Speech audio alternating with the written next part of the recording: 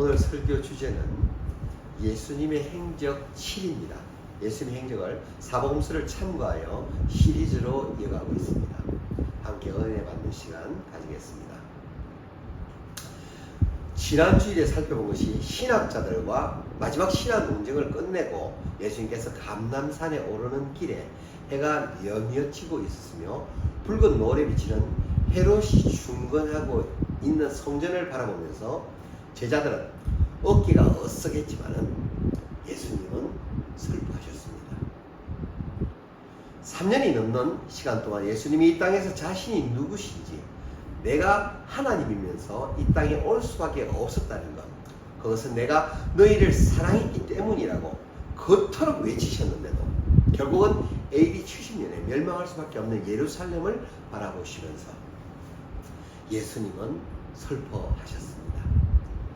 예수님이 슬퍼하실 때에 순교자의 피가 생각났다고 했습니다. 아벨의 피부터 생각났다고 하셨습니다. 예수님께서 그렇게 슬퍼하실 때는 이제 다 끝났다 싶고 그러는 게 절대 아니었습니다. 예수님은 예루살렘이 멸망할 거지만 그 뒤에 또 뭔가가 있다라고 설명을 해주고 싶으셨습니다. 그래서 감람산에 오르면서 제자들에게 설교하셨습니다. 대중을 향한 또는 신학자들을 향한 설교는 이미 지난 과정에서 모두 마무리를 하셨습니다. 그럼 오늘 우리가 살펴보게 될 예수님의 강의, 예수님의 설교는 대중을 향한 설교가 아니라 예수님의 제자를 향한 설교입니다. 그런데 우리는 예수님과 동거동락한 제자는 아니지만은 오늘날 우리 안에 오신 성령님으로 말미암아 우리 한 사람 한 사람이 다 성전이 되며 우리 하나하나가 다 교회가 되기에 예수님이 바라보셨던 것처럼 우리 각자가 예수 그리스도의 분량에 이르기를 바라시는 예수님의 바람처럼 산상수훈에서 나오는 말씀대로 의를 위해 핍박받을 수 있는 수준에까지 이르는 제자의 분량을 가지기를 예수님은 바라셨을 겁니다.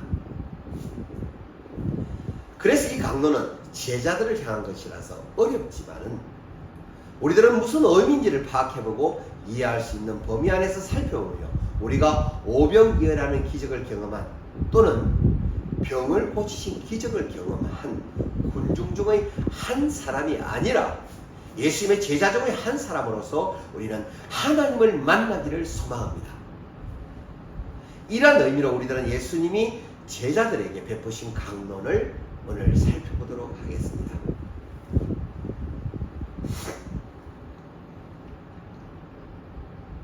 제자들에게는 유언 강론을 남기신 이후 예수님은 십자가에 처형되십니다. 유언과 같은 예수님의 강설은 감람산 강설과 다락방 강설, 포도나무 강설입니다. 이렇게 세 가지의 강설을 제자들을 향하여 유언처럼 남기셨습니다. 강론을 하신 다음에는 예수님은 십자가에 처형되십니다. 오늘 살펴볼 내용은 예수님의 사형 언도와 예수님의 처형까지입니다. 저희는 먼저 첫 번째 감람산 강론만 오늘 살펴보고 다음 주에 다락방 강론 그리고 그 다음 주에 포도원 강론으로 나눠서 살펴보겠습니다. 첫 번째 감람산 강론입니다. 예수님은 감람산에 오르셔서 종말에 대한 징조, 재난에 대한 징조를 말씀하셨습니다. 왜 징조를 말씀하실 수밖에 없었냐면 제자들은 예수님과 다른 생각을 가지고 있었기 때문입니다. 이 순간까지도 제자들은 동상이몽이었습니다. 혁명 예수를 바라보고 있었단 말이죠. 그러다 보니까 신학자들과의 논쟁에서 시편 110편 내용을 들어서 인자는 보좌 우편에 앉으신 분이라는 내용을 가지고 신학자들과 당시 지도자들을 케어시키신 예수님의 성리를 기뻐하며 어깨가 어슷게 있는 제자들을 바라보면서 예수님은 걱정이 되셨을 겁니다. 이들이 이렇게 기뻐하고 있지만 앞으로 40년 이후에 이 도성이 멸망할 것을 예수님은 알고 계셨기에 예수님은 성리자로 혁명자로 오셨을 것이라고 알고 있는 제자들 앞에 그들이 경험하게 될 40년 이후의 예루살렘의 멸망은 제자들이 이해할 수 없는 사건이 될 수 있었기 때문이었습니다. 이게 뭐지? 왜 망하지? 예수님은 하나님이라 그랬는데 그분이 하나님이시라고 우리에게 말씀을 하셨는데 그 하나님 나라는 영원하다고 그러셨는데 이 나라가 망했어. 끝인가? 이 나라는 망하고만 마는 것인가? 그렇게 혼란스러워할 제자들을 생각하셨기 때문입니다. 종말에 대한 이야기는 억울한 순교자들의 피를 갚아줄 신원의 날이 반드시 있기 때문에 너희들은 그때를 대비하라는 말씀을 해주시려고 감남산 강론을 제자들에게 베푸셨습니다. 이 감남산 설교뿐만 아니라 다락방 설교, 포도나무 설교는 제자들만 들을 수 있는 설교입니다. 그냥 예수님의 이적을 따라다니면서 떡 먹고 가면서 만나서 기회가 되면 듣고 아니면 또 못 듣고 기적이나 조금 체험하고 이런 사람들은 들을 수 없는 강론입니다. 제자라는 말은 그리스도인이라는 말과 동일한 말입니다. 그런데 그리스도인이라는 말은 우리가 보통 구원받은 자를 그리스도인이라고 얘기를 하고 있잖아요. 그런데 구원받은 자는 그리스도인이 아니에요. 뭐라고요? 구원받은 자는 그리스도인이 아니에요. 그리스도인은 제자라는 말과 같은 말입니다. 그럼 제자라는 말은 무엇인가? 내가 남보다 조금 더 열심을 내서 신앙생활을 하는 죄송합니다. 그런 사람 정도를 제자라고 말하지는 않습니다. 구원은 우리가 은혜로 받습니다. 뭐라고요? 구원은 은혜로 받습니다. 구원은 우리가 우리의 공로가 아닌 선물로 받은 겁니다. 그러나 제자가 되기 위해서는 우리가 치러야 될 대가가 반드시 있습니다. 그 대가를 치르지 않고는 예수님의 제자가 될 수 없습니다. 내가 구원받았으면, 내가 구원받은 열심으로 신앙생활을 할 수 있으면, 내가 구원받은 열심으로 전도할 수 있고, 내가 구원받은 열심으로 성경도 볼 수 있고, 예수님을 전하고 돌아다닐 수는 있지만, 그렇다고 해서 그러한 사람이 제자로 부르지는 않습니다. 내가 반드시 손해보는 것이 있어야 됩니다. 뭐라고요? 내가 반드시 세상 속에서 손해보는 것이 있어야 됩니다. 제자가 되는 길은 결코 쉽지 않습니다. 지난 설교 시간에서 우리가 살펴본 것처럼 제자가 되겠다고 따라다녔던 사람들이 있습니다.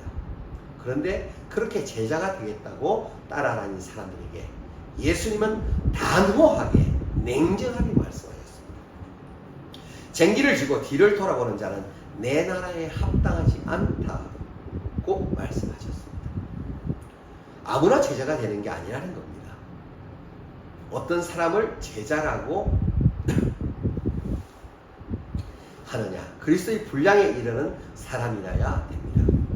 그런 사람은 어떤 사람이냐? 의를 위해서 기꺼이 핍박을 당할 수 있는 사람이어야 되며 내가 사랑하는 사람을 위해서 기꺼이 죽어줄 수 있는 사람, 그러한 분량에 이르는 자를 제자라고 하십니다. 왜냐하면 예수님이 그렇게 하셨기 때문에 그분의 제자라면 같은 길을 가야 된다는 것입니다. 그 길을 걸어갈 때 세상적인 잣대로 볼 때 손해볼 수 있습니다. 그러나 내가 손해보는 인생의 언젠가 갚아주실 것이라는 믿음을 가지고 세상적 손해를 기꺼이 감당하는 사람, 그러한 사람을 성경에서는 예수님의 제자라고 말합니다. 제자가 되어야만 들을 수 있는 강론이 바로 감남산 강론, 다락방 강론, 포도나무 강론이라는 것입니다. 성도 여러분, 깊이 생각해 보세요. 나는 제자인가 아닌가? 나는 군중인가? 다만 나는 구원받은 사람인가? 나는 그리스도인의 제자, 그리스도인인가? 즉 제자인가? 함부로 우리가 그리스도인이라는 말을 할 수 없는 겁니다. 과연 내가 제자의 수준에까지 이르렀는지를 우리들 스스로 점검해 봐야 합니다. 예수님의 제자들도 어려워했는데 우리라고 쉬울 리 없지 않겠습니까? 예수님의 생애 시리즈를 함께 하시기 위하여 긴 시간을 내서 이 예배를 함께 하시는 성도님들은 충분히 완성된 제자는 아닐지라도 제자의 반열, 제자의 자리에 입문한 분이라고 저는 생각됩니다. 하지만 우리는 여기에 멈추지 않고 완성되어져 가야 됩니다. 제자의 길을 접어드는 우리들은 제자로서의 완성된 단계까지 가야 됩니다. 내가 기꺼이 지는 십자가가 있는 단계까지 가야 된단 말이죠. 그런 수준에 이르렀을 때에 예수님의 설교가 믿어지며 우리들의 심령이 예수님과 호흡하게 되는 겁니다. 아멘. 우리들이 유사한 경험이 없으면 우리는 정인이 될 수 없습니다. 아무나 정인이라고 말하지 않습니다. 법정에서도 반드시 본 사람, 현장을 목격한 사람만이 정인이라고 말하잖아요. 그 시대, 그 현장에 살아보지 않았어요. 그런데 우린 뭘 가지고 정인이라고 할 수 있느냐? 그것은 하나님이 우리에게 남겨주신 성경, 우리에게 이러한 사건들, 현장을 보고 느끼며 경험하라고 성경에 기록하여 남겨주신 거라 저는 확실합니다. 아멘. 그리스도인으로서 제자된 삶을, 정인된 삶을 살아야 되는 것이 우리들이라면 우리도 봐야 되고 느껴야 되고 깨달아야 되거든요. 그래서 우리에게 남겨주신 이 성경을 통하여 우리는 경험을 해야 됩니다. 아멘. 예수님 자신이 죽으시기 전에 이미 재림을 말씀하셨습니다.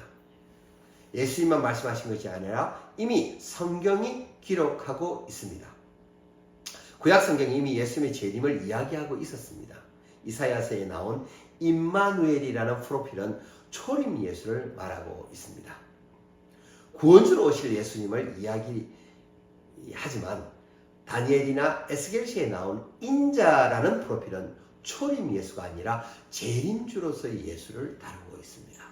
그렇다면 구약에 예시된 예수님의 재림 사건은 갑자기 일어날 사건이 아니잖아요. 예수님이 다시 오시는 재림은 필연적인 사건입니다.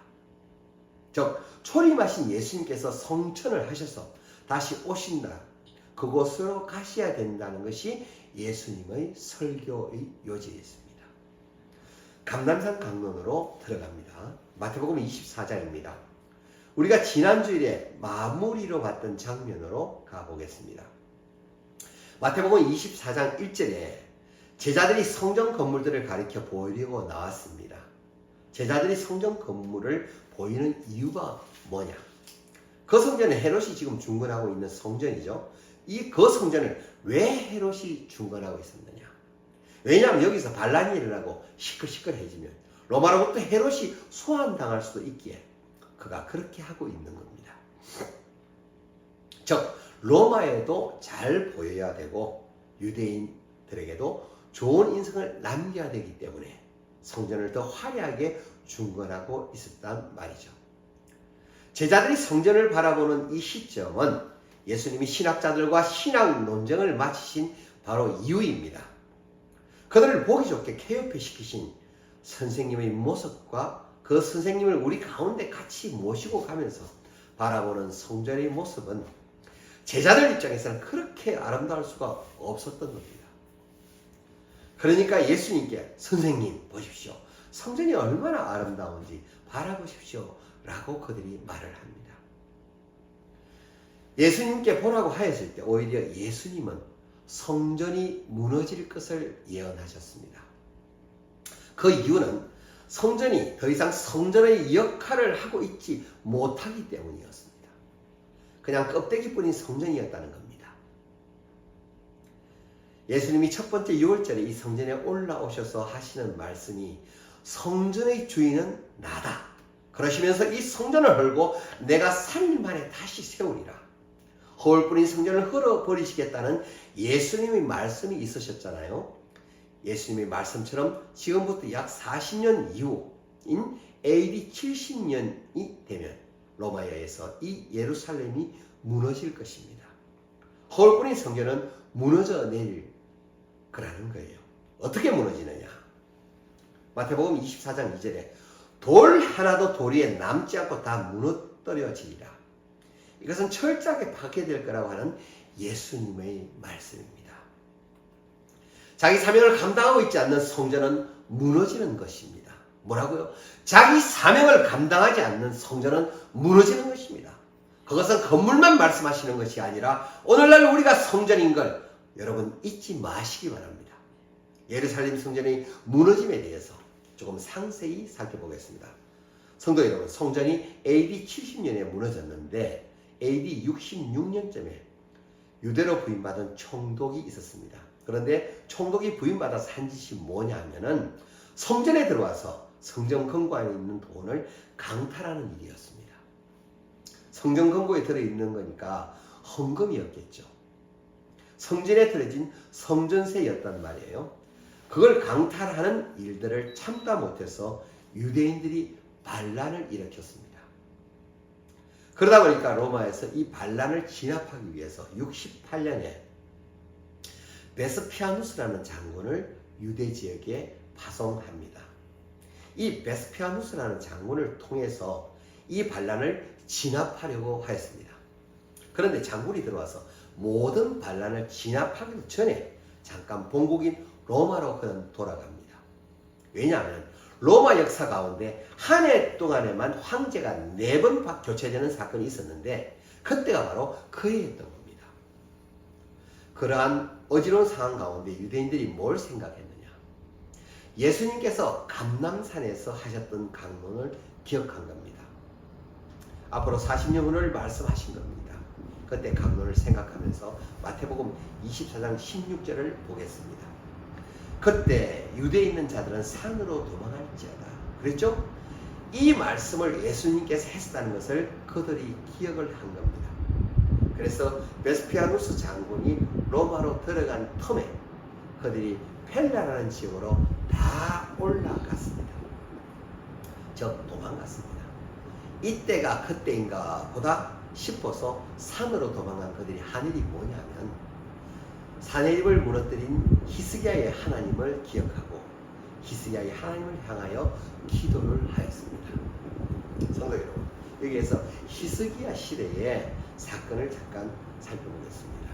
산헤립이라는 아수르의 왕이 침입에 들어와서 그들을 괴롭힐 때 히스기야가 더 이상 그들이 하나님을 모욕하고 자신을 모욕하는 걸 듣지 못해서 이사야를 통해서 기도를 부탁하였습니다.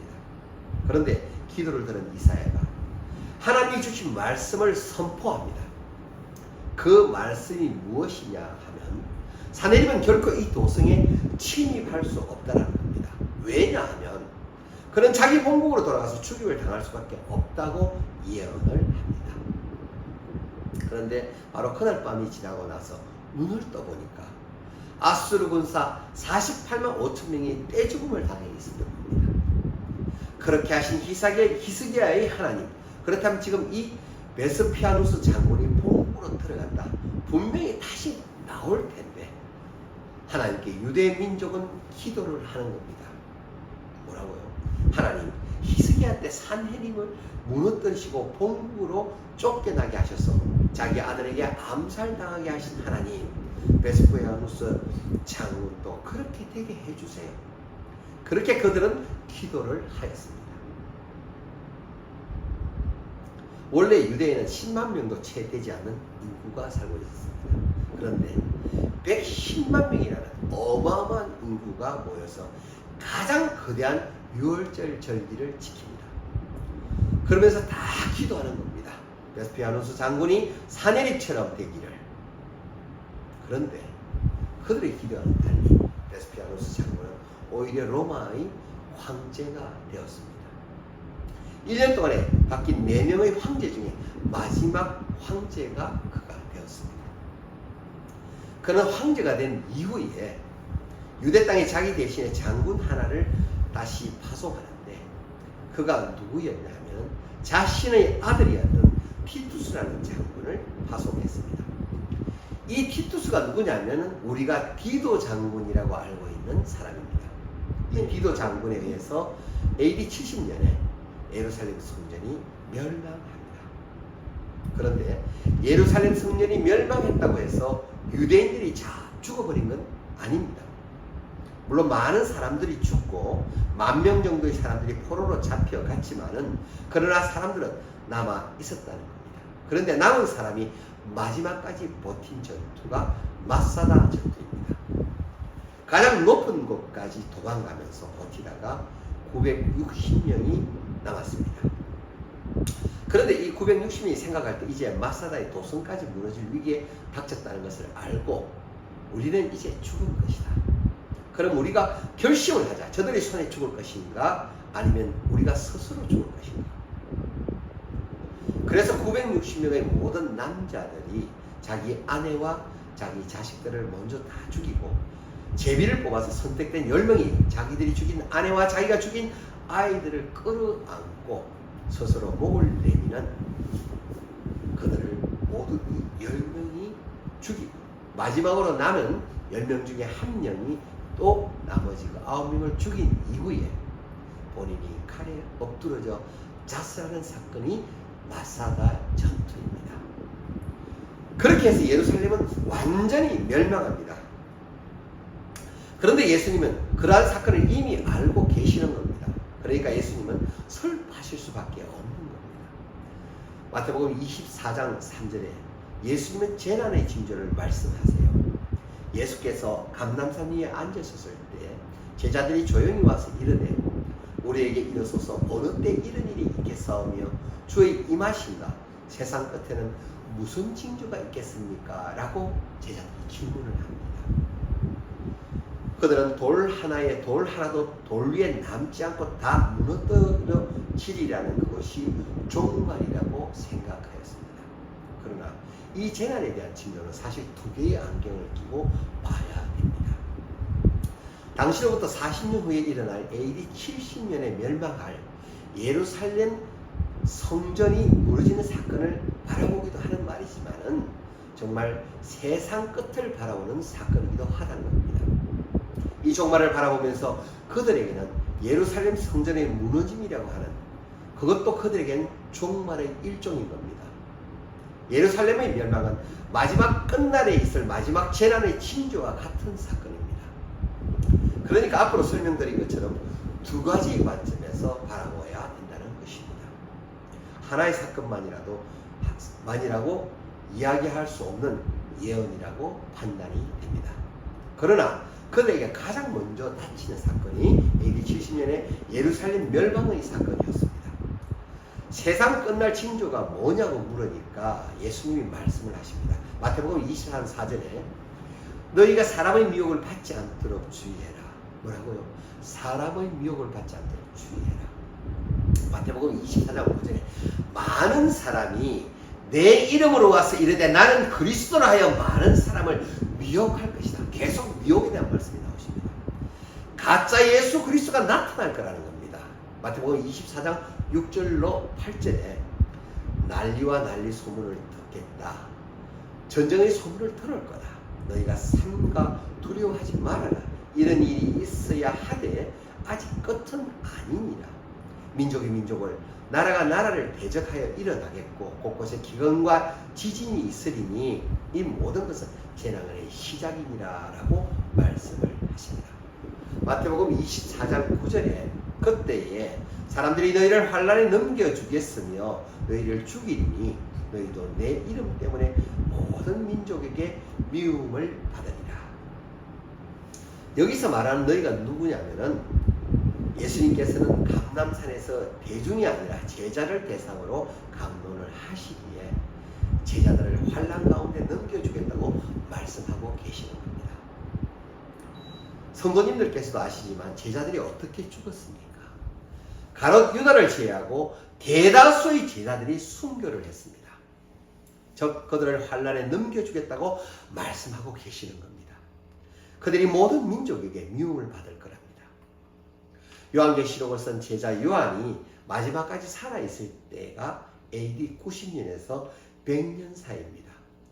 신약 성경을 다 간추려도 역사가 100년입니다. 그 100년 내로 많은 제자들이 어떻게 됐습니까? 순교를 했습니다. 예수님의 제자 중 마지막으로 순교한 사람이 요한이었단 말이죠. 마지막까지 살아남았던 사람이 요한이고 그가 본 것을 요한계시록에 수록하였습니다. 많은 제자들은 순교를 했습니다. 그들을 환난 가운데 넘겨주신 이 사건은 1세기 이전 상황입니다. 그때에 많은 사람이 실족하게 되어 그들이 서로 미워하는 일과 또한 이렇게 박해가 진행되면 변절자들도 나오게 되어 있던 겁니다. 이런 상황은 어느 한때 일정한 그 시간만을 말하고 있는 것이 아니라 현세적인 종말 가운데서 일어나는 사건이기도 하다라는 겁니다.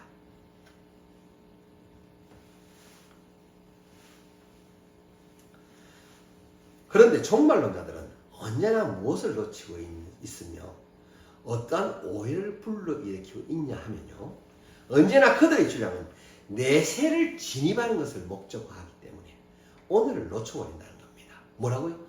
내세로 진입하는 것만 생각하기 때문에 오늘의 삶, 오늘의 우리의 삶의 발자취는 놓치고 있다는 겁니다. 그러나 영원이라는 시간은 오늘을 제외하고는, 오늘을 버려서는 맞을 수 없는 사건입니다. 내세를 들어가기 위한 준비를 하라고 하다 보니까 오늘은 그냥 그렇게 살아버린다는 것은 너무나 잘못된 삶의 자세입니다. 오늘을 잘 준비하는 사람은, 오늘의 하루를 마지막처럼 살아가는 사람은 재난에 굳이 두려워할 필요까지도 없다는 겁니다. 마태복음 24장 12절에 불법이 성함으로, 그때 불법이 성하답니다. 불법이 성하다는 것은 하나님의 의가 없는 상태를 말합니다. 하나님의 의가 우리 안에서 도덕성으로 나타나야 되잖아요. 그런데 그러한 도덕성이 느슨해지고 없어진 겁니다. 그 종말이라는 시대는 하나님 법이 거부되고 있는 시대입니다. 오늘도 마찬가지입니다. 하나님 법을 절대시해야 함에도 많은 사람들은 주님을 향한 사랑이 식어지고 있습니다. 그러나 끝까지 중심을 하나님께 향하고 견디는 자는 반드시 구원을 얻을 것입니다. 무엇보다도 중요한 것은 구원입니다. 그런데 구원을 얻을 자가 오늘 해야 될 일을 무엇이냐면 인내하며 견뎌내는 것입니다. 어떻게 하라고요? 인내하며 견뎌내는 것입니다. 성도 여러분, 올바른 신앙생활이라는 것은 오늘을 견뎌내는 생활을 하는 겁니다. 오늘 죽을 것 같았는데, 정말 죽을 것 같은 절박한 상황에서 내가 예수님으로 인하여 오늘도 버텨내는 것이 우리에게 신앙생활이라는 겁니다. 그 버텨내는 것이 우리가 종말을 준비하고 있는 삶이라는 것, 오늘을 버텨낸 사람에게 주어지는 것이 구원이라는 것이죠. 이러한 천국 복음이 모든 민족에게 지원되기 위해서 온 세상에 전파되리니 그제야 끝이 오리라. 참된 재림, 참된 종말의 증거가 뭐냐 하면은 전쟁이다, 난리다, 기근이다, 지진이다 이런 게 아니라 온 세상에 복음이 전폐되는 것을 말합니다. 온 민족 가운데, 온 족속 가운데 하나님의 말씀이 들어가는 겁니다. 아멘. 그것이 곧 끝이 온다라는 징조라는 말이죠. 아멘. 그러므로 너희가 선지자 다니엘이 말한 바 멸망에 가정한 것이 거룩한 곳에 선 것을 보거든 그때 유다에 있는 자들은 산으로 도망할지어다. 요세푸스라는 역사가의 증언에 따르면 정말 그렇게 도망갔었다라는 겁니다. 설교 중에 제가 말씀드린 것처럼 그렇게 산 위로 도망가니 일이 있었다는 거죠. 마태복음 24장 27절에 그때에 큰 환란이 있겠습니다. 창세로부터 지금까지 이런 환란은 없겠고 모든 후회도 없으리라. 그날을 감하지 아니하면 모든 육체가 구원을 얻지 못할 것이나 그러나 택하신 자를 위해서 그래서 날들을 감하시리라. 이것 또한 두 가지 방면으로 생각할 필요가 있습니다. 이들에게 있어서 예루살렘의 멸망은 전무후무한 사건입니다. 또한 마지막 때에 있을 종말, 그 종말 때 있을 재난 또한 우리에게는 전무후무한 사건이 될 거라는 겁니다. 다니엘서 12장에 말씀한 것과 같이 마지막 때에 대한 징조와 동일한 겁니다. 큰 환란이 있을 거랍니다. 마태복음 24장 24절에 거짓 선지 그리스도들과 거짓 선지자들이 일어나 내 표적과 기사를 보여 할 수만 있으면 택하신 자들도 미혹하리라. 뭐라고? 택하신 자들까지도 미혹하게 한다는 얘기입니다. 거짓 선지자들은 우리가 거짓 선지자라는 명패를 이마에 붙이고 있는 게 아니기 때문에 사람들은 그들이 뭘 보고 따라가느냐면은 그들이 일으키는 이적 보고 기적 보고 그냥 거짓 선지자들을 따라가 버린다는 겁니다. 출애굽할 때도 10가지 재앙 중에 2가지 재앙은 바로 이 점쟁이들, 술사들도 동일하게 그들이 이적을 행했습니다. 거짓 선지자들도 이적을 행할 수 있다는 거죠. 거짓 선지자도 그런 일을 행할 수 있다는 겁니다. 그것에 넘어갈 수도 있다는 거죠. 우리가 의심 없이 바라볼 수 있는 것은 성경 말씀밖에는 없습니다. 마태복음 24장 25절에 보라 내가 너에게 미리 말하였노라. 왜 미리 말했냐? 그러니까 경청하라는 겁니다. 깨어있으라는 겁니다. 사람들이 너에게 말하되 보라 그리스도가 광야에 있다 해도 나가지 말고 보라 골방에 있다 믿지 말아라. 예수님이 말씀하고 싶은 건 뭐냐? 거짓 선지자들을 믿지 말라는 것입니다. 번개가 동쪽에서 나서 서편까지 번쩍임 같이 인자의 임함도 그러하리라. 이 말씀을 들어서 중국에 들은 동방번개라는 이단의 교회도 있습니다. 기가 찰립니다.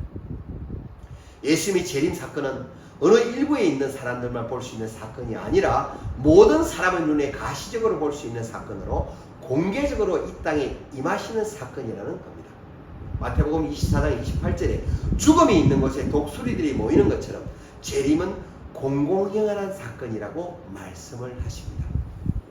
그런데 그런 거짓 선지자, 거짓 그리스도가 일어나는 사건은 마지막 때 재난의 징조로서만 일어나는 사건이 아닙니다.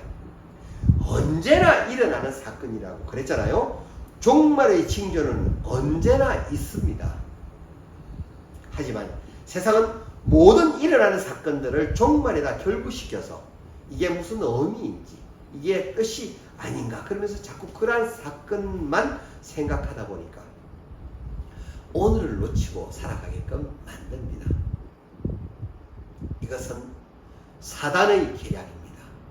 물론 저희들이 오고 있는 이러한 현실적인 부분에서 어려움이나 이것을 완전 무시할 수는 없지만 여기에 너무 붙들려 있는 것 또한 성경 말씀처럼 옳지 않다는 겁니다. 성도 여러분, 오늘을 절대 놓치면 안 됩니다. 오늘을 하나님 앞에 하나님의 백성답게 살아가지 못하는 자에게는 구원이 있을 수 없습니다. 어떻게 해요? 오늘을 하나님 앞에 하나님의 백성답게 살아가지 못하는 자에게는 구원이 있을 수 없습니다. 반대로 그렇게 오늘을 잘 살아가는 자에게는 재난이 닥칠지라도 재난 가운데서 하나님이 건지실 겁니다. 스바냐 말씀처럼 하나님께서 숨겨주실 겁니다. 그 믿음 가지고 우리는 살아가는 겁니다. 성도 여러분, 종말이라는 건 분명히 있겠지만 세상의 종말보다 더 선행되는 종말이 있습니다. 그건 여러분들의 개인적인 종말이 먼저 온다는 것입니다. 우리에게 개인적인 종말, 개인적인 죽음이 먼저 온다는 말이죠. 그런데 맨날 개인적인 종말을 생각하지 않고 세상 마지막 때 종말 생각하느라고 오늘을 놓쳐버리고 어떻게 하면 구원을 받을까 그것만 걱정하고 있다는 겁니다. 우리에게 바로 닥쳐질 개인적인 종말, 그 개인적인 종말은 오늘일 수도 있고 내일일 수도 있습니다. 그 종말을 준비하는 것이 우리들에게 우선되어야 할 일입니다. 그러기 위해서 오늘을 살아가야 됩니다. 오늘날도 내가 예수라고 하는 거짓 선지자들이 세상에 많이 있습니다. 내가 예수라고 하는 자들이 생기는 때가 마지막 때라고 하지만 마지막 때라는 건 이미 시작이 되었습니다. 한번 확인하겠습니다. 사도행전 5장 36절입니다. 이전에 더다가 일어나 스스로 자랑하며 사람이 약 400이나 따르더니 그가 죽임을 당하며 쫓던 사람이 다 흩어져 없어졌고, 예수님 성천하시고 제자들의 활동이 시작된 때입니다. 이때가 그때 더다라는 선지자가 일어나서 자기가 스스로 자랑하며 약 400명이나 따라다녔습니다. 예수님께서 곧 오신다고 하셨기 때문에 사람들은 그가 그리스도인 줄 알고 따라다녔습니다. 그런데 그가 죽임을 당하니까 사람들이 다 흩어져 버렸습니다. 아닌가 보다. 그런데 조금 있다가 또 유다라는 사람이 등장해가지고 자기가 백성을 깨워서 자기가 그리스도라고 하는 겁니다. 내가 재림 예수다. 그러다 보니까 많은 사람들이 그들을 따랐었는데 그도 망합니다. 즉 거짓 선지자를 따르는 모든 사람들도 흩어졌습니다. 사도행전이 시작하던 이 시대에도 이미 거짓 선지자들이 활보하고 있었습니다. 그들을 쫓아다녔다는 말입니다. 왜요? 예수님이 성천하시는 것을 본 그대로 예수님이 바로 오신다고 했기 때문에 제자들이 사는 시대에 오실 거라고 그들은 생각을 했습니다. 그래서 이런 자들이 일어났다는 거죠. 그때가 마지막 때라고 그들은 생각하였을 것입니다. 디모데후서 2장 17절에 후메네오라는 사람하고 빌레도라는 사람이 있었다고 했습니다. 사람들은 악성 종양 같아서 진리에 관해서는 그들이 그릇되었도다. 부활이 이미 지나갔다 하므로 어떤 사람들의 믿음을 무너뜨리느니라. 그들도 거짓 선지자였어요. 디모데후서는 바울이 마지막으로 쓴 서신서입니다. 바울이 AD 68년에 죽었습니다. 예루살렘 멸망 2년 전에 그는 죽었습니다. 그러니까 예수님이 돌아가신 다음에 한참 시간이 지난 겁니다. 40년이 지나가고 있는 그때에도 이미 거짓 선지자들이 있었다는 것입니다. 베드로후서 2장 1절에 거짓 선지자들이 일어났었나니 이와 같이 너희 중에도 이미 거짓 선생들이 있으리라. 이미 이 시대에도 거짓 선생들이 있었다는 말이죠. 요한복음, 요한 1서, 2서, 3서, 요한계시록 모두 다 요한이 쓴 건데 그가 거의 죽기 직전에 쓴 내용입니다. 요한 1서 2장 18절을 보겠습니다. 아이들아 이것이 마지막 때라. 즉 그리스도가 이르겠다 함을 너희가 들은 것과 같이 지금도 많은 즉 그리스도가 일어났으니 이러므로 우리가 마지막 때인 줄 아노라.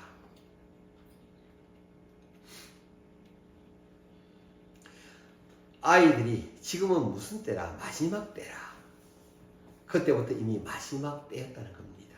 그때부터 이미 적 그리스도가 오리라 한 말을 너희가 들은 것과 같이 지금도 많은 적 그리스도가 일어났으니 그러므로 우리가 마지막 때인 줄을 아노라. 우리가 아는 마지막 때와는 개념이 다르죠. 그 마지막 때는 이미 시작된 겁니다. 이미 예수님이 이 땅에 오시는 순간부터 이미 종말은 시작된 겁니다. 그런데 종말이 마지막을 이루는 때가 언제냐? 예수님이 재림하시는 순간이라는 겁니다. 우리는 이미와 아직 사이에 살고 있습니다. 우리는 구원의 시작부터 아직 완성되지 않고 중간 시대인 시작의 시대를 살아가고 있다는 것은 우리가 종말의 시대를 살고 있다는 것이죠. 종말의 징조를 예수님 말씀하셨지만 그것은 어느 특정한 때를 가지고 말씀하신 것이 아니라 언제나 우리 가운데 있는 현상이라는 겁니다. 고로 우리는 어떻게 해야 되느냐? 오늘도 종말을 맞이할 사람처럼 종말을 준비하며 살라고 하시는 예수님의 말씀을 귀담아 들어야 됩니다. 마태복음 24장 34절에 내가 진실로 너에게 이르노니 이 세대가 지나가기 전에 이 일이 다 이루어질 것이다. 이 세대라는 것은 당시 사람들에게 있어서는 AD 70년에 예루살렘의 멸망의 순간을 맞이하게 되는 것이 곧 그 세대가 지나가기 전에 맞게 되는 종말의 사건인 거죠. 그러나 이 사건을 지금 읽고 있는 우리에게는 마지막에 있을 종말의 순간이 이 세대가 지나가기 전이 되는 것입니다. 뭐라고요? 마지막으로 있을 종말의 순간이 이 세대가 지나가기 전이 되는 겁니다. 그러나 이 세대라는 것에 대한 해석은 예수님의 관점에서 해석을 해야 됩니다. 누구의 관점에서요? 예수님의 관점에서 해석을 해야 됩니다. 하나님의 관점에서는 시간이라는 존재가 무가치한 겁니다. 시간이라는 것에 구애받지 않으시는 분이십니다. 하나님은 시간을 초월하신 분이세요. 그런 분에게 있어서 영원이라는 시간대 안에서 말씀을 하고 계시는 겁니다. 마태복음 24장 35절에 천지는 없어질지언정 내 말은 없어지지 아니하리라. 이 말씀은 종말은 반드시 있으리라. 반드시 그때가 있을 거라는 말씀을 하고 계신 겁니다. 마태복음 24장 36절에 날과 그때는 아무도 모른다. 하늘의 천사들도 아들도 모르고 오직 하나님만 아시느니라. 오늘날 어떤 분들께서 이제 종말의 때가 다가와서 이 종말의 시기가 지침 분침이 거의 12시를 가리키고 가고 있다고 말씀을 하시는데 그것을 우리는 모르는 겁니다. 거기에 현혹돼서 그런 집에 쫓아다니실 필요는 없다고 생각됩니다. 우리는 이미 종말의 때를 살아가고 있고 이미 종말의 징조 가운데 살아가고 있습니다. 그것을 새삼스럽게 여러분들이 확인할 필요는 없습니다. 그런 사람들이 와서 집회를 할 때에 이적을 베풀면서 현세와 맞물려 재난의 징조를 엮어서 설명하는 것을 들으면서 그것을 신기하게 바라보지 말라는 겁니다. 그런 것을 듣는 것이 중요한 게 아니라 뭐가 중요하다고요? 오늘을 하나님의 뜻에 올바르게 살아가고자 준비하는 게 중요합니다. 마태복음 24장 37절에 노아의 때도 이와 같았다는 겁니다. 노아의 때 어땠습니까? 하나님께서 노아에게 배를 만들라고 하셨잖아요. 홍수가 반드시 일어날 거라는 거예요. 노아는 비가 반드시 온다라고 한 사실은 알았지만 그때가 언제인지는 몰랐습니다. 그러니까 시집가고 장가가는 일이 노아의 시대 때도 있었다는 거죠. 그때 있었던 일이란 말입니다. 내일부터 온 세상이 빗물로 덮여질 거라는 것을 알았다면 오늘 시집가고 장가가고 갔겠습니까? 준비를 했겠죠. 그러나 몰랐으니까 그걸 준비하지 못했다는 거예요. 그렇다면 그때를 알아내는 것이 중요한 것이 아니라 내일이 종말이라고 생각하며 오늘을 준비하는 게 중요하다는 얘기죠. 제가 이걸 지금 벌써 4-5번 이걸 강조하고 있습니다. 오늘을 준비하는 게 중요하다는 거. 그만큼 우리가 현실적인 지금의 삶, 신앙의 삶을 살아가는 우리 성도들은 오늘을 하나님의 뜻에 따라 올바르게 준비하고 나아가는 삶이 얼마나 중요한지를 제가 강조해서 설명드리고 있습니다. 마태복음 24장 39절에 홍수가 나서 그들을 다 멸하기까지 깨닫지도 못해서 인자의 이 마음도 그러하리라. 마태복음 24장 40절에 그때 두 사람이 밭에 있으며 한 사람은 데려가고 한 사람은 버려둠을 당할 것이다. 재난의 징조를 가지고 종말을 우리가 그때와 시를 우리가 예언하고 알아맞출 수 있다면 뭐하러 밭에 가서 밭 갈고 있겠습니까? 하다못해 요새 말로 라면이라도 사다 정이 안 났겠어요. 그런데 그때를 알지 못하니까 그때가 언제인지를 모르니까 밭 갈고 있고 맷돌 갈고 있는 겁니다. 준비한 사람은 데려감을 당하고 준비하지 못한 사람은 그냥 이 땅에 남아있는 거다. 이 말이죠. 그때를 우리는 절대 알 수가 없습니다. 예수님이 이런 재림의 징조, 재난의 징조를 말씀하신 것은 그때를 알아먹으라고 하신 것이 아니라 마태복음 24장 42절에 말씀하고 싶어졌던 겁니다. 자, 42절 말씀 보겠습니다. 이름으로 깨어있으라. 그러니까 깨어있으라는 거예요. 이 말씀을 하고 싶으신 겁니다. 마태복음 24장 32절에 무화과 나무를 보고 배우라. 무화과 나무 잎사귀가 나면 여름이 가까이인 줄 알라. 이 모든 것을 보면 그날이 곧 문 앞에 이른 줄 알라. 이 말씀은 깨어있으라는 겁니다. 마태복음 24장 44절도 마찬가지입니다. 너희도 준비하고 있어 깨어있으라. 생각지도 않은 때에 인자가 오리라. 준비하고 있으라는 말하고 싶어서 예수님이 감람산에서 재난의 징조를 계속해서 말씀하고 계시는 겁니다. 마태복음 24장 45절로 46절에서 충성되고 지혜 있는 종이 되어 주인에게 이 집 사람들을 맡아 때를 따라 양식을 나눠줄 자가 누구겠느냐. 주인이 올 때 오늘을 준비하고 있는 자는 복이 있습니다. 그런데 악한 종은 어떤 마인드를 가지고 있느냐면은 마태복음 24장 48절로 49절에 만일 그 악한 종이 마음에 생각하기를 주인이 드디어 오리라 하여 동무들을 때리며 술 친구들로 더불어 먹고 마시게 되면 이 말씀은 종말이 아직 멀었다고 방탕한 생활을 하는 것은 문제라는 것을 지적하고 있는 겁니다. 따라서 준비되지 않은 자는 그때 즉 세상의 종말이 올 때에는 마태복음 24장 51절 말씀에 엄히 때리고 외식하는 자에 받은 율의 자리니 엄히 때리고 외식하는 자가 받는 율법에 따라서 그들 처단하리니 거기서 살펴보며 이를 갈미 있으리라. 이를 갈물 만큼 그렇게 고통이 하다는 거죠. 성경은 계속해서 종말의 때를 준비하라고 하신 말씀과 함께 이어지기 때문에 마태복음 25장에는 열처녀 비유가 나옵니다. 마태복음 24장, 25장, 26장 계속해서 연결되는 내용들을 예수님은 말씀하고 계십니다. 마태복음 25장 1절에 그때 천국은 마치 덩을 들고 신랑을 맞으러 나간 열 처녀와 같다 하리니, 마태복음 25장 5절에 보니까 신랑이 드디어 오므로 다 졸며 잘 새, 기다린 시간이 오래되다 보니까 졸며 자는 거예요. 그러나 졸며 자는 중에도 오늘을 준비해 놓은, 기름을 준비해 놓은 자는 졸며 자도 큰 어려움이 없다는 겁니다. 그분이 오셨다는 나팔 소리와 함께 눈만 뜨면 되는 거지만, 그런데 더디 오리라 하는 사람들은 기름을 준비해 놓지 않고 있었다는 거죠. 그런데 그런 미련한 자들이 마태복음 25장 8절에 갑자기 신랑이 온 것을 보고 기름 좀 달라 할지라도 그때 기름 준비하기에는 이미 늦은 거라는 거예요. 갑자기 종료를 준비하는 건 어려운 일이에요. 갑자기 재림을 준비하는 것도 불가능한 일입니다. 준비는 언제 하는 걸까요, 그럼? 평소에 매일매일 하루하루를 충실한 삶 가운데 살아가는 것입니다. 아멘. 마태복음 25장 9절에 너희 쓸 것을 너희가 가서 사라. 각자의 신앙은 더불어 가는 것이 아니라 각자 준비하는 것을 말씀하고 계십니다. 본인이든 나의 자식이든 내 배우자이든 각자가 준비하는 겁니다.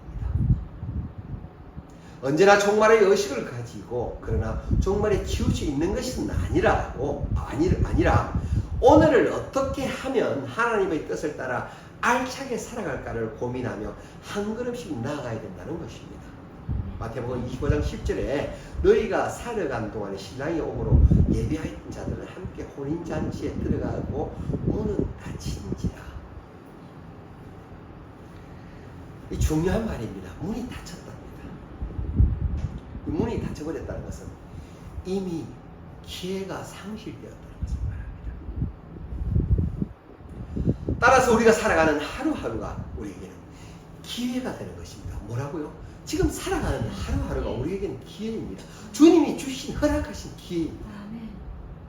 예수님께서 이 비유에서 하고 싶은 말씀은 마태복음 23장 13절에서 그런저 깨어있으라. 너희는 날과 그때를 알지 못하느니라. 뭐라고? 알지 못한다고 주님은 말씀하고 계십니다. 이 말씀이 우리 눈에는 들어오지 않고 많은 사람들의 눈과 귀에는 마태복음 24장 6절로 7절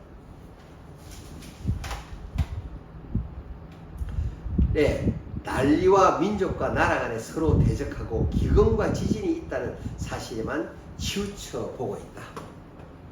이 말이죠.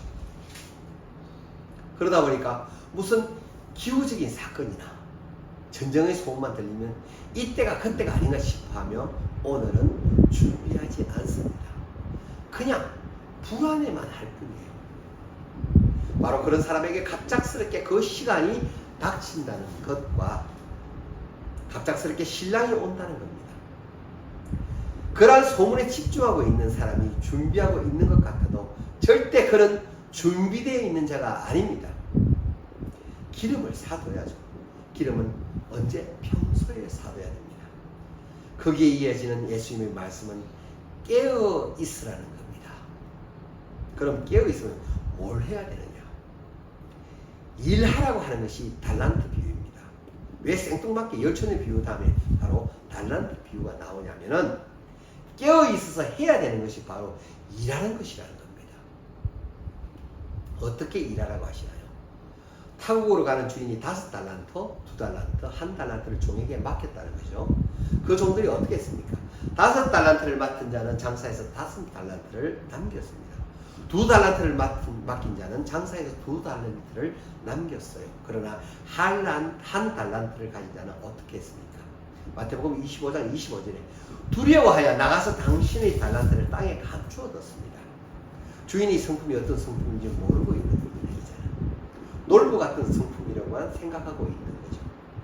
그러니까 그냥 묻어뒀다가 내놓기라도 하자, 손해만 안 보면 되는 것 아닌가. 그러나 예수님께서는 비유에서 뭐라고 말씀하고 계시나요? 마태복음 25장 26절에 악하고 게으른 종아, 나는 심지 않은 데서 거두고 해치지 않은 데서 모은 줄을 네가 알았느냐. 하나님은 결과에 집착하는 분이 아닙니다. 5달란트를 맡은 자, 2달란트를 맡은 자가 칭찬받은 이유는 동일하게 그들이 맡은 달란트에 비해서 2배를 남겼기 때문에 칭찬받은 게 아닙니다. 어떻게 했느냐? 그에게 맡긴 주인의 의도를 파악을 하고 어떻게 해서든지 의도에 맞게 행동해온 사람들, 그 사람들을 하나님은 칭찬하고 계시는 겁니다. 그러면 악하고 게으른 종은 왜 그러느냐? 만약에 이 악하고 게으른 종은 한 달란트를 가지고 뭔가를 남겨보려고 애쓰고 수고했는데 한 달란트를 남기기는커녕 그가 가진 한 달란트까지도 손해를 봤다고 해보자고요. 그러면 주인이 와서 화내고 야단칠까요? 아니라는 겁니다. 그 결과를 보시는 것이 아니라 그렇게 해보려고 애썼다는 것을 하나님이 보신다는 겁니다. 그 주인은 그렇게 보고 계시다는 겁니다. 여러분, 여기서 돈을 달란트라는 단위로 말하고 있다는 걸 여러분이 잘 보셔야 돼요. 달란트는 뭡니까? 능력이 아니고요, 재능을 말하는 거예요. 우리에게 주신 재능대로 우리는 그 재능을 활용할 기회를, 우리에게 주신 시간을 선용을 해서 하나님께 부여받은 달란트가 열매 맺도록 애쓰고 수고하며 깨어있는 자가 되어야 한다는 것입니다. 아멘. 이 비유가 중요한 이유는 반드시 상과 벌이 있다는 겁니다. 착하고 충성된 종아, 악하고 게으른 종아, 가진 자에게는 더 많이 주고 없는 자의 것은 오히려 뺏는다는 것이 마지막 때 일어날 상과 벌에 대한 기준이라는 겁니다. 마태복음 25장 31절부터의 내용이 굉장히 중요합니다. 지금까지 예수님은 깨어있으라, 깨어있으면 일해라, 그러면 무슨 일을 해야 되는가를 예수님은 말씀하셨습니다. 마태복음 25장 35절로 40절에 35절 말씀입니다. 계속 쭉 제가 달아서 읽겠습니다. 내가 줄일 때에 너희가 먹을 것을 주었고 목마를 때에 마시게 하였고 나그네 되었을 때에 영접하였고 36절 벗었을 때에 옷을 입혔고 병들었을 때에 돌아보았고 옥에 갇혀질 때에 와서 보았노라. 37절 이에 의인들이 대답하여 가로되 주여 우리가 어느 때에 주의 줄이신 것을 보고 공개하였으며 목마르신 보고 마시게 하였나이까. 38절에 어느 때에 나그네 되신 것을 보고 영접하였으며 벗으신 것을 보고 옷 입혔나이까. 39절에 어느 때에 병드신 것이나 옥에 갇히신 것을 보고 가서 배웠나이까 하리니. 40절에 임금이 대답하여 가라사대 내가 진실로 너희에게 이르노니 너희가 여기 내 형제 중에 지극히 작은 자 하나에게 한 것이 곧 내게 한 것이니라 하시고, 내가 양의 편에 속할 것인가 염소의 편에 속할 것인가의 기준이 나와 있단 말이죠. 마태복음 25장 33절에 양은 오른편에 염소는 왼편에 두리라. 오른편은 어떤 편입니까? 하나님의 편, 하나님의 의로운 손의 편, 그쪽으로 하나님의 구원의 반열에 이르게 할 사람들을 모으시겠다는 겁니다. 그들을 양이라 지정하신다는 거예요. 성도 여러분, 우리가 착각하고 있는 건 양과 염소로 구분하는 기준은 우리의 믿음이나 우리의 신앙으로 구분되어 있지 않다는 게 우리에게 놀라운 사건입니다. 얼마큼 신앙을 지키느냐로 구분하고 있지 않습니다. 무엇으로 양과 염소를 구분하고 있느냐면 얼만큼 선행을 했느냐, 얼만큼 섬김의 기회를 가졌느냐, 섬김의 기회를 가졌을 때 대상자는 누구냐? 내가 이렇게 섬겼지만 그것을 갚을 수 없는 대상자들, 내가 이렇게 사랑했지만 사랑을 보답할 수 없는 자들, 그들을 사랑하고 섬긴 것을, 그것을 기준으로 해서 양과 염소로 구분한다는 겁니다. 윗부분 설교에서 달란트 비유로 깨어있는 자들은 일을 해야 된다. 일을 하는데 어떤 일을 해야 되는가에 대한 기준이 이 말씀입니다. 섬기는 사역을 해야 된다는 것, 사랑의 사역을 해야 된다는 겁니다. 종말을 준비하는 오늘 내가 할 일이 사랑의 사역을 해야 된다는 겁니다. 뭐를 해야 된다고?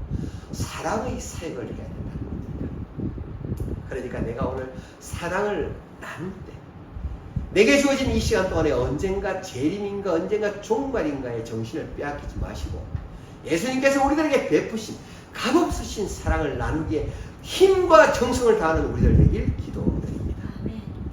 여러분, 이것은 정말 중요한 얘기입니다. 내가 오늘 뭐 해야 되는지에 대한 기준점을 우리에게 보여주시는 겁니다. 이것은 종말을 준비하는 사람들, 재림의 때를 준비하는 사람들이 깨어 있으면서 해야 될 사역입니다. 성도 여러분, 이 사역을 오늘부터 시작하시기 바랍니다. 지금까지 해오셨다면 꾸준히 하시기 바랍니다. 선을 행하다가 낙심하지 않으면 그에게는 상급이 있는 겁니다. 하늘의 상급이 기다리고 있습니다. 종말의 때가 갑자기 임할 때가 있다는 걸 여러분이 명심을 하시고 선을 행하는 것을 여러분 놓치지 마시기 바랍니다. 어제까지 했던 공의가 오늘까지 유효하지 않습니다. 오늘도 여전히 하고 있을 때 그것은 유효한 것입니다. 마태복음 25장 40절에 임금이 대답하여 가라사대 내가 진실로 너에게 이르노니 너희가 여기 내 형제 중에 지극히 작은 자 하나에게 한 것이 곧 내게 한 것이니라 하시고, 여기 내 형제라 함은 공동체 안에서의 형제를 말합니다. 아프리카나 동남아 빈곤 국가의 선교는 잘합니다. 몽골 선교도 잘해요. 그런데 정작 내 옆에 있는 사람은 돌볼 줄 모른답니다. 정작 공동체에 함께하는 내 형제 중에서 굶고 힘들어하고 있는 사람이 있는데, 정작 내 선교 안에서 가정이 찌들어가고 있는 사람이 있는데, 그런 사람들은 돌볼 줄 모르고 단기 선교다, 성지 순례다, 그러면 그냥 눈웃음 치며 인사하는 것만으로 교제 나눴다고 생각한단 말이죠. 과연 하나님의 바라심이 맞을까요? 이 시점에 우리들은 반드시 자문해 볼 필요가 있다고 생각이 됩니다. 내 형제 안에 있는 사람 중에 지극히 작은 자에게 한 것이 곧 나를 대접한 것이다. 나를 그렇게 대접한 자를 나는 양이라 칭해서 내 오른편에 둘 것이다. 그들은 깨어있어서 종말을 대비한 자들이라 말씀하십니다. 마태복음 25장 46절에 그들은 영벌에, 영벌이 뭐죠? 영원한 벌에. 그들은 누구예요? 그런 선행의 기회를 놓치고 선행을 하지 않았던 자들, 그런 자들은 염소들하고 그 염소들은 영원한 벌에 취해질 것이라는 겁니다.